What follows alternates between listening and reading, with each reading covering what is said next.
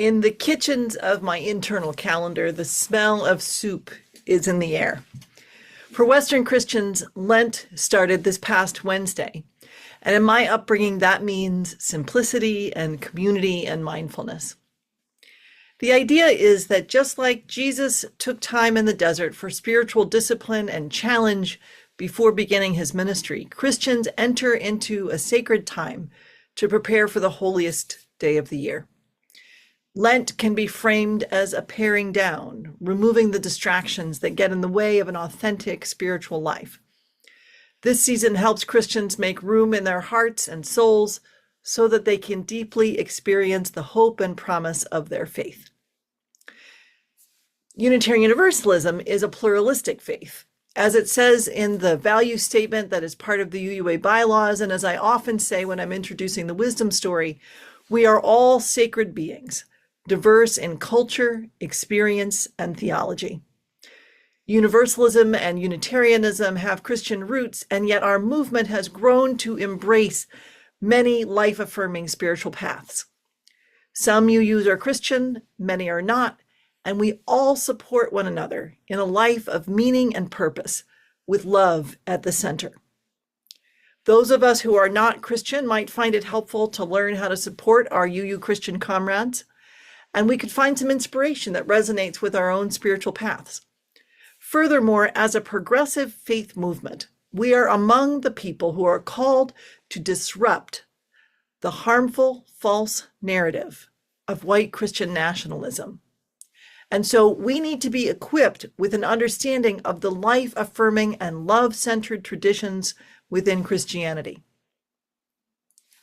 Whoever you are, whatever your belief or unbelief about Jesus or God, you are welcome here.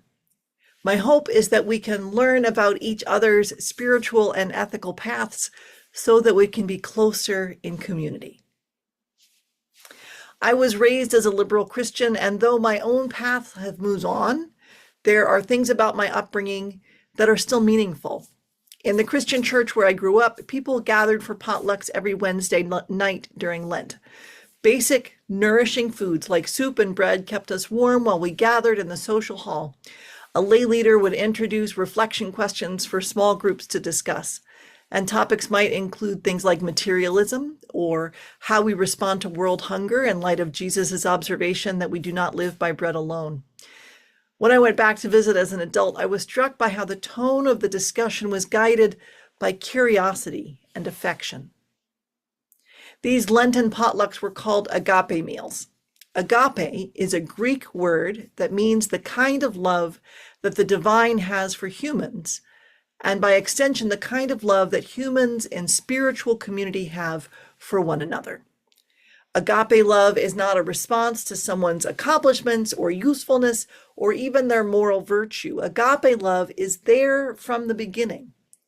We are loved not because of anything we have done or will do, but because love is the primary force in the universe. To me, agape has always evoked the sacredness and the strength of a community of ordinary folks who show extraordinary love for their neighbors. And that sounds a lot like an ideal congregation. So I'd like to explore 3 aspects of this concept that are relevant for our spiritual life together. Agape is unconditional. Agape demonstrates what love looks like in public. And agape is a discipline of readiness for change. First, agape is unconditional because love is a primary force in the universe. And this may sound either naive or novel, but it's not just 21st century hippie talk. Love is foundational for Jewish and Christian teachings. There is a story about Jesus that appears in both Mark and Matthew, in which someone asks Jesus about the most important commandment. And Jesus responds in 2 parts. The first part is drawn from Deuteronomy. Hear, O Israel, the Lord our God, the Lord is one, and you shall love the Lord with all of your heart, and with all of your soul, and with all of your mind, and with all of your strength. That first part is the beginning of the Shema, the most basic Jewish prayer. And for the second part, Jesus quotes Leviticus, you shall love your neighbor as yourself. And that's it in a nutshell. Jesus said the most important thing to do is to love. Incidentally, as Jewish scholars like Amy Jill Levine and Rabbi Danya Ruttenberg have pointed out, this teaching resonates very strongly with the teachings of Rabbi Hillel. Most of my favorite teachings ascribed to Jesus are firmly Jewish teachings. Do not believe anti-Semitic framing about Jesus's Jewishness or what Judaism is. Anyway, the most important thing to do is love. Neither Jesus nor the writers of the Torah put a caveat on that. They didn't say, love your neighbor unless he annoys you and then never mind. There are standards of behavior, but not limits placing members of the community outside the reach of love and respect. Universalism says that divine love is unconditional and is so powerful that no one is beyond its reach. That theology has been around since Origen of Alexandria in 225 of the Common Era. The Universalist movement that is tied most closely to us in an organized way goes back to the 1700s in England. We've been doing this love thing for a while, and we keep practicing, and we'll get better at it. Being in community is not painless, but I can be okay with struggle and okay with not being perfect, because the love arising from the spirit of life is unconditional. Unitarian Universalism is accepting and also challenging. Love sounds simple, but simple is different than easy. Whether we call it agape or universalism, unconditional love is a gift. We can rest in that gift, knowing that we are acceptable just as we are. And we can respond to that gift through practicing respect and kindness, knowing that the face of the divine shines all around us. A second aspect of agape is that it is concrete. You can experience agape in a real sense through the words and actions of the beloved community. And that's because agape love, like all forms of authentic love, is not just about a sense of emotional connection. Speaking to each other in loving and respectful ways is an outgrowth of agape. Actions that demonstrate care for one another are manifestations of agape. When we clear away the barriers that are preventing members of our beloved community from thriving, that's agape. For us as Universalists, because we believe that worthiness and love don't stop at the meeting house door, that sense of interdependence keeps going too. Pretty soon we see that relieving hunger is a form of agape. Resisting racism is a form of agape. So is ending gender identity discrimination. The list goes on. Love is a primary force in the universe, but it is up to us as humans to respond to that love and to fix the messes that humans made when we forgot the source of life. Dr. Cornel West writes that justice is what love looks like in public. To put it a slightly different way, in a 2009 interview, he said the condition of truth is to allow suffering to speak. And as a Christian, I believe in unconditional love. But unconditional love is always tied to justice. Justice is love on legs, spilling over into the public sphere. End quote. Dr. West speaks about racial justice and economic justice as current concerns for love made visible.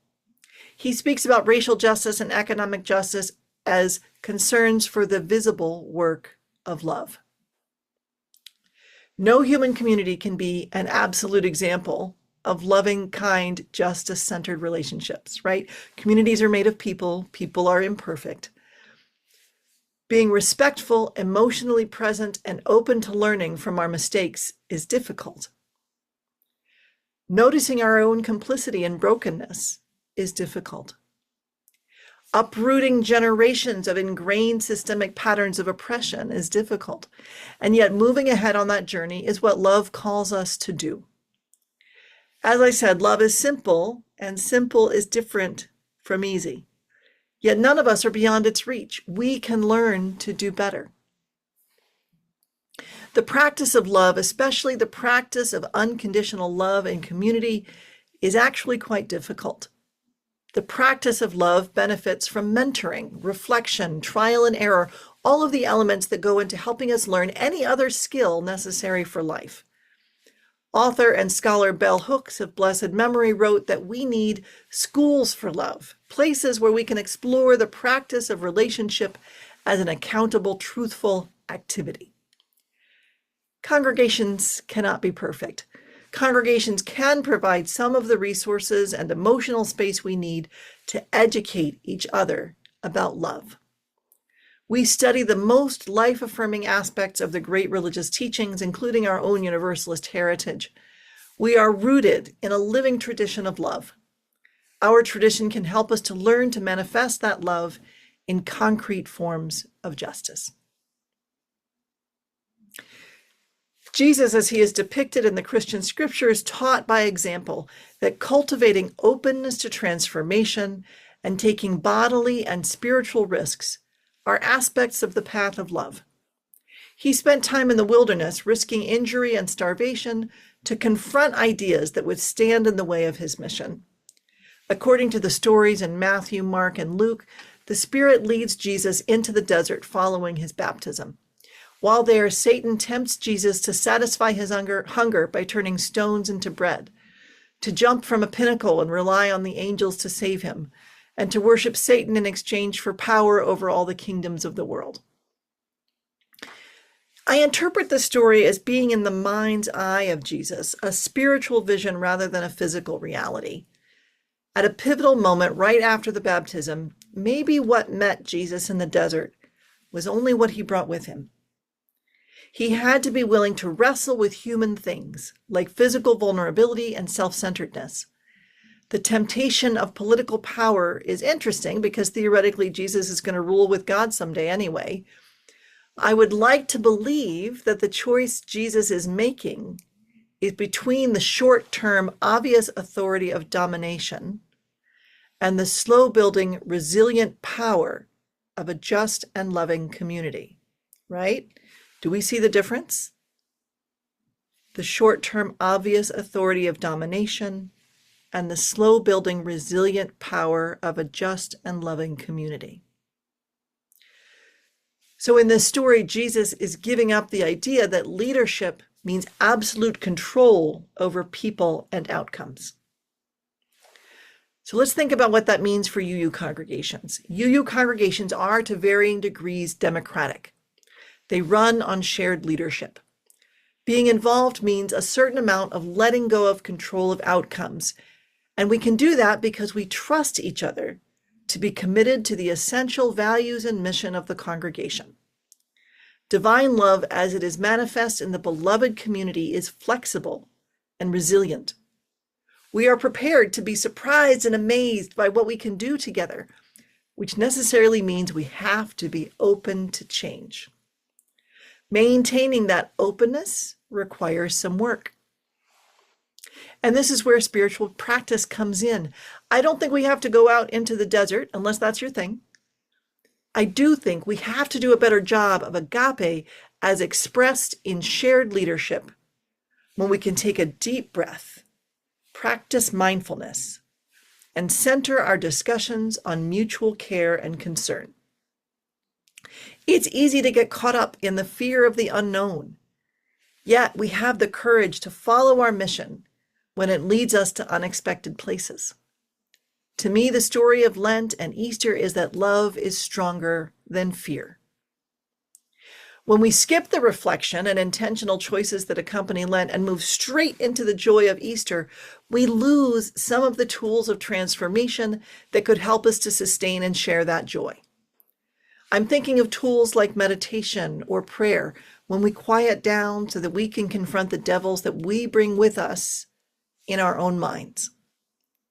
I'm thinking of tools like simple living, when those of us who can choose to make do with less and then create room to share more with others. I'm thinking of tools like asking forgiveness, when we create change and invite new beginnings. One might even call these tools for transformation a discipline, in the sense that discipline means a choice to focus methodically and purposefully. If we need schools for love, if the congregation is going to be a school for love, the coming month is an opportunity for intense study. We are Universalists, so this is a school with no grades and no failing. I'm not talking about exam week. For me, periods of intense spiritual practice are more like preparing for the science fair, a time of experimentation, exciting discovery, and thinking about how to share my findings. Other folks may have more anxiety about the science fair, so that's not necessarily a metaphor that works for everybody. My point is that a time to spiritually stretch ourselves, a time to challenge ourselves to love justly and concretely, and to accept love that is fully nurturing, a time to invite positive change into our religious lives, is a valuable season. We can benefit from spending some time in reflection in the coming weeks, whatever the spiritual tradition we draw from individually. Let's share a commitment to disciplines that will increase our abilities to embody love in the community. We will need to remember that we ourselves are worthy of love and that our neighbors are worthy of love. We will stick to spiritual practices that support mutual well-being. We will make love visible here at the Unitarian Society, in the community, in our homes, and in our workplaces. We will not leave affectionate feelings to fend for themselves, but will clothe them in works of justice and compassion. We will open our minds and heart to transformation because experiences of true love will challenge habits and attitudes that we didn't even know we had.